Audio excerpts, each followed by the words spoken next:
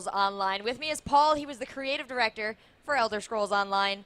Paul, people have been waiting for this for so long. Ever since they saw the gorgeous, gorgeous world in Elder Scrolls, they've wanted this MMO. So how long have you guys been working on this?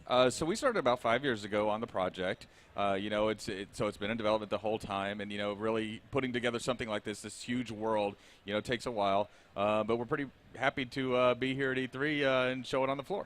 So where does this take place in the Elder Scrolls timeline? This takes place about 1,000 years before Skyrim.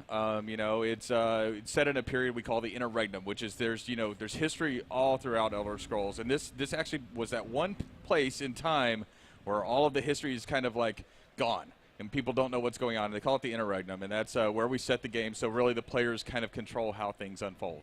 So this is the time, like, we have not, playing the Skyrim and these other games, been able to look back and kind of have an idea what's going on. This is when all history was lost. Yes, exactly. So that's, players get to control. And kind of the main story is that when you start out, this Daedric prince named Molag Bal, who's kind of one of these evil god beings, has stolen your soul. And so as a player, you would like to get your soul back, Ideally. right? And that's kind of how we thrust you into the world. So you're kind of lost without a soul in this world. And, here's, the Alakir Desert, one of the cities called Sentinel. So you'll be traveling all around Tamriel, which is where all the games have taken place. So how many different factions? Obviously, as an MMO, you got to choose a side. You're all against each other. We have 3 different factions. Who are they? Yeah, so we have the All-Merry Dominion faction, and they're kind of made up of the Elves and the Khajiit, except for the Ebonheart Pact has the Dark Elves, and the Argonians and the Nords. And then we have the Daggerfall Covenant, which the Daggerfall Covenant is Bretons, Orcs, and, the Redguard. Right. So, I mean, one of the things that we can look forward to is that there are going to be some familiar characters. Obviously, this is kind of strange considering the game took place 1,000 years before we originally met them, so. Right. So, with the rich lore history that we have Daedric princes in the game that, people are used to, both the, Molag Bal, and all of the others. And then we have, some callbacks to some of the older games, like Mannimarco is going to be in the game. We have this one character that kind of recurs throughout who couldn't possibly exist now, and his name's Mike the Liar, so he'll make an appearance. That's great that you guys are able to do that. So you have an immensely complicated world here. I mean, what did you take from other MMOs, and what did you guys take from your own games that you thought would be expressed even better in an MMO? Yeah, well, here you can see that people are lock-picking, and that's a pretty good intro to just kind of the world interactivity model was really important to us. So in Elder Scrolls, it's about how I interact with the world. I can just take objects, I can take bread, I can take things like that. But also the combat. You'll see here we have first-person combat, and you got the hands, and the combat has to be really kind of visceral. So we want you looking in the world. We want you to avoid creatures. We don't want you to play the UI so much. We want you to see and react to the world itself. So that's what we took from Skyrim and all of the other previous Elder Scrolls games. Now, as far as MMOs goes, we have some of the great social features. You'll be able to get guilds. Of course, you'll be able to chat with your friends. There's something really kind of intrinsically special about just getting together with just somebody and maybe you're having a monster that's a little tough for you, and then all of a sudden your friend jumps in and saves you, and there's just something great about that experience. Absolutely. You want to play these games with friends. What kind of group, social stuff do we have going on in here? There's an in-game chat, but I mean, Elder Scrolls fans were playing alone for so long. Right. So one of the things that we've concentrated on is, kind of this informal grouping idea, which is that, if you fight a monster, you don't want to just have somebody come up to you and not be able to help you fight that monster, right? Because you're worried that, I won't get experience for that if I help them, and so why would I do that? So we've actually incentivized people to come by and just be able to kill a monster with them, and, it makes this informal group. And maybe nothing comes out of it, but maybe you're like, hey, you want to go do this other thing with me? I see we're in this area.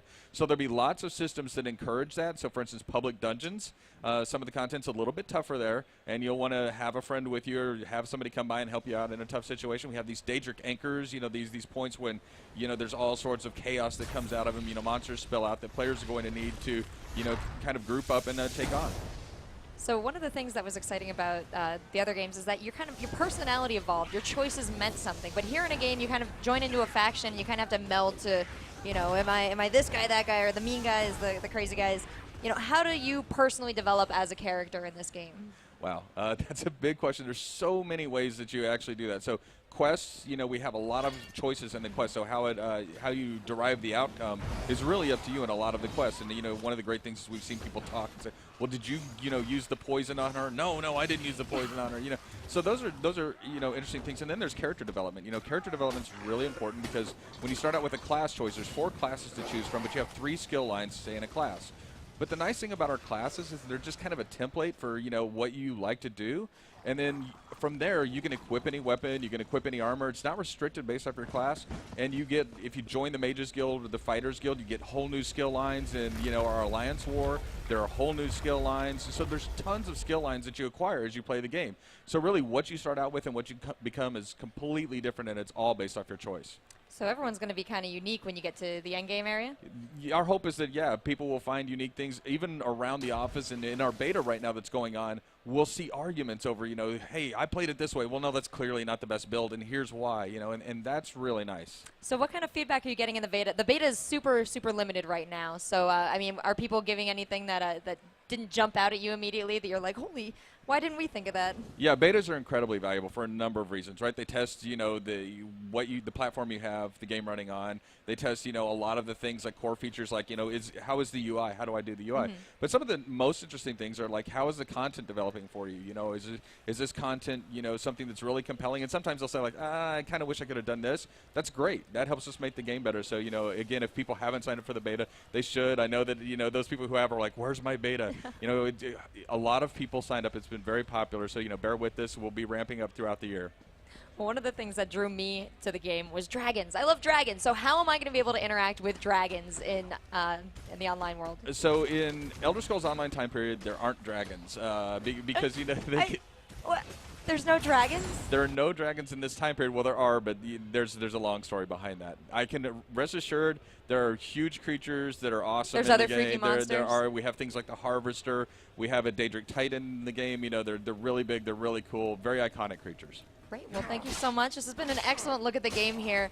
And is there anything you want to say to fans of Elder Scrolls that you think is going to light a fire under their butts and make sure they get this game? If you are scared to try an online game for whatever reason, don't be. You come in, you can play the game, you can go through solo. It's going to be a great experience for you. All right. Well, thank you so much. This has been your look at Elder Scrolls Online. I hope you guys are excited for this as I am. Make sure you check it out, and we have more games coming to you. Don't go anywhere.